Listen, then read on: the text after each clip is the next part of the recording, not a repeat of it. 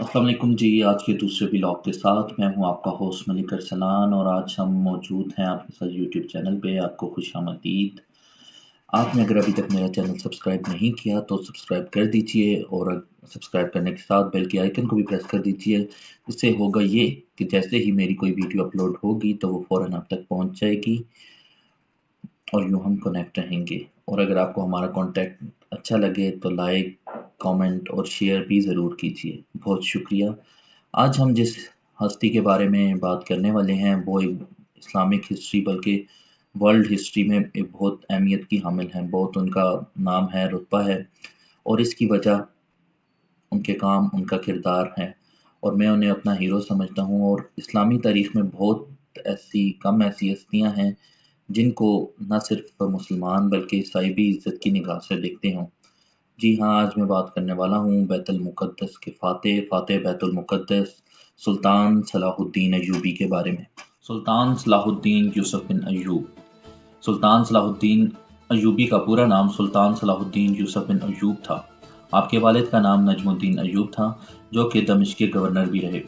इसी निस्बत से जब सुल्तान सलाहुद्दीन अय्यूबी फरमानरवा और हुक्मरान बने तो उन्होंने जो सल्तनत कायम की उसे अय्यूबी सल्तनत कहा जाता है। सुल्तान सलाहुद्दीन अय्यूबी तारीख़ इस्लाम बल्कि तारीख़ आलम के उन चंद हुक्मरानों और फ़ातिहीन में से हैं जिनके न सिर्फ मुसलमान बल्कि ईसाई तारीख़दान भी अज़ीम तर मानते हैं। आप 1138 को मौजूदा इराक़ के शहर तकरीत में पैदा हुए। आपकी क़यादत में मुसलमानों ने मिस्र, शाम, यमन, इराक़, दियारबाकर और हाल तक हुकूमत कायम की। सुल्तान सलाहुद्दीन अय्यूबी को बहादुरी, फ़याज़ी, हुस्न ख़ल्क़ और बुर्दबारी की वजह से न सिर्फ मुसलमान बल्कि ईसाई भी कदर की निगाह से देखते हैं।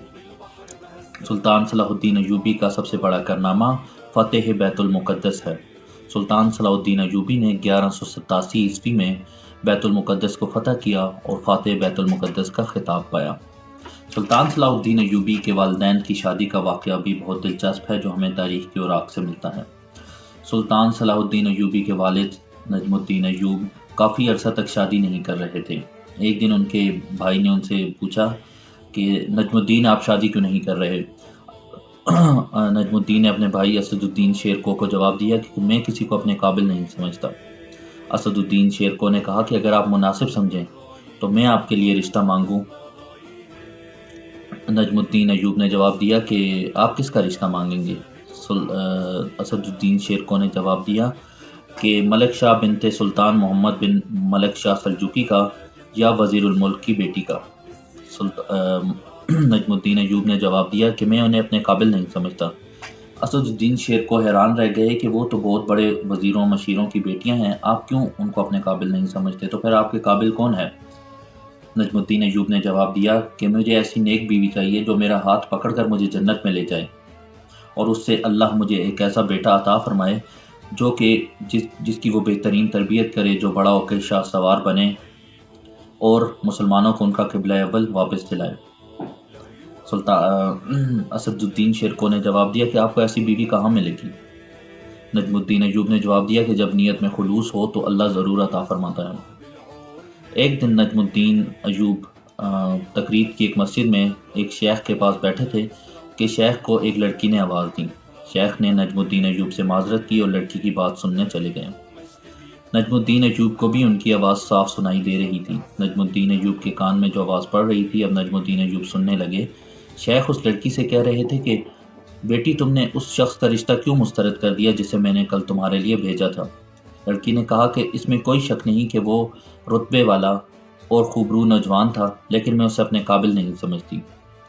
शेख ने कहा, तुम उसे अपने काबिल क्यों नहीं समझती? तुम क्या चाहती हो?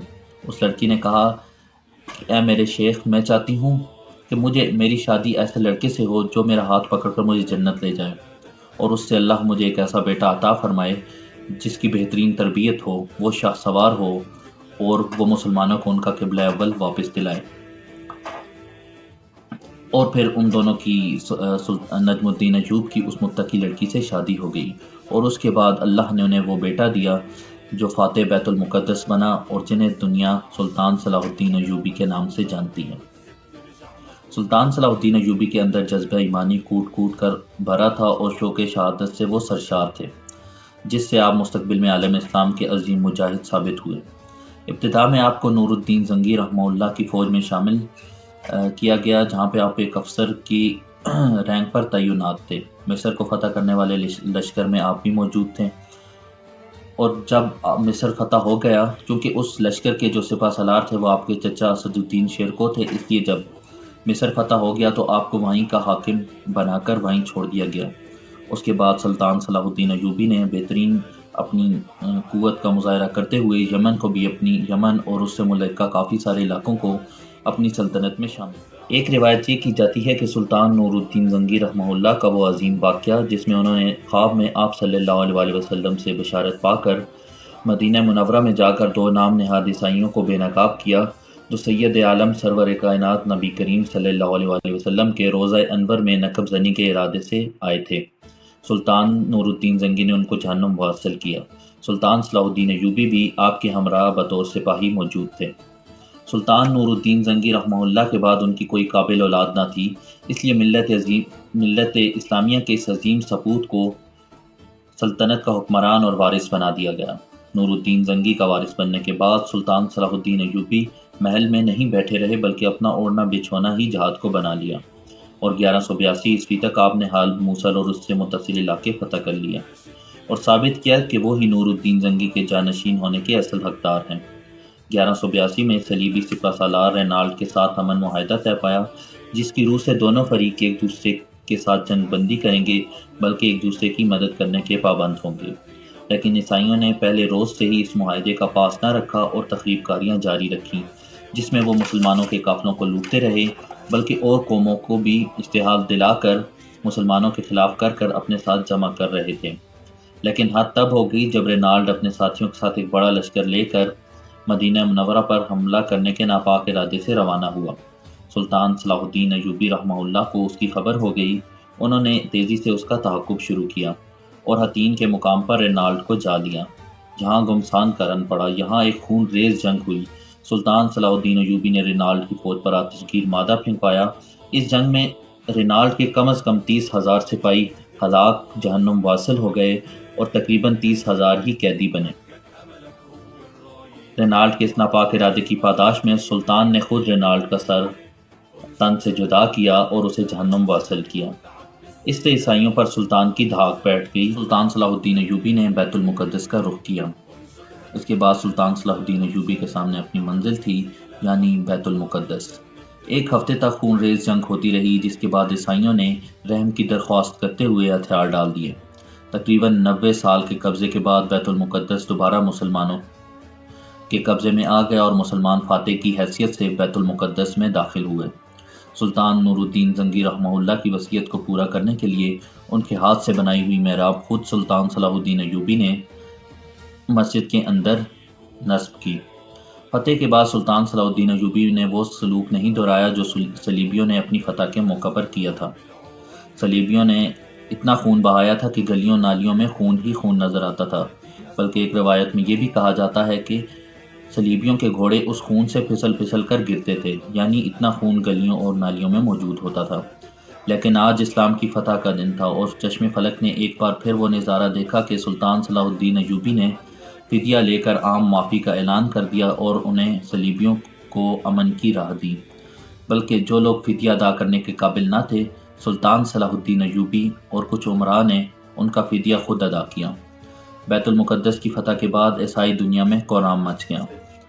جرمنی کا بادشاہ رچرڈ اور فرانس کا بادشاہ فلپ آگسٹس، انگلستان کا بادشاہ رچرڈ بھی ان کے ساتھ شامل ہو گیا۔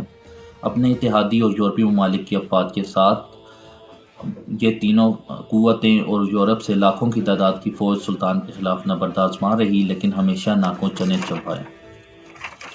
سلطان صلاح الدین ایوبی صالح، تہجد گزار، نہایت مدبر، زیرک اور دانا تھے۔ مختلف نسلوں کی لوگ ان کی فوج میں شامل تھے، جن میں کرد، دیار بارکری، عراقی، شامی اور مختلف جزیروں سے تھے۔ ان سب کے درمیان اتحاد قائم رکھنا بھی سلطان کا ایک کارنامہ ہے۔ جرأت، بہادری، حسن اخلاق و کردار، فرض شناسی میں اپنی مثال آپ تھے اور عالم اسلام کے لیے ایک ڈھال تھے۔ آپ کو حج کا بہت شوق تھا، لیکن مسلسل جنگوں اور ذات راہ نہ ہونے کی وجہ سے سلطان صلاح الدین ایوبی حج نہ کر پائے۔ آپ کی وفات کے بعد آپ کا کل ورثہ کی جب قیمت مالیت معلوم کی گئی تو وہ 47 درہم اور 1 دینار سے زیادہ نہ تھی۔ سلطان صلاح الدین ایوبی 20 سال شاندار فتوحات کے بعد مارچ 1193 عیسوی میں 56 سال کی عمر میں اس دار فانی سے کوچ کر گئے۔ آپ کو دمشق میں مسجد امیہ کے نواب میں دفن کیا گیا ہے۔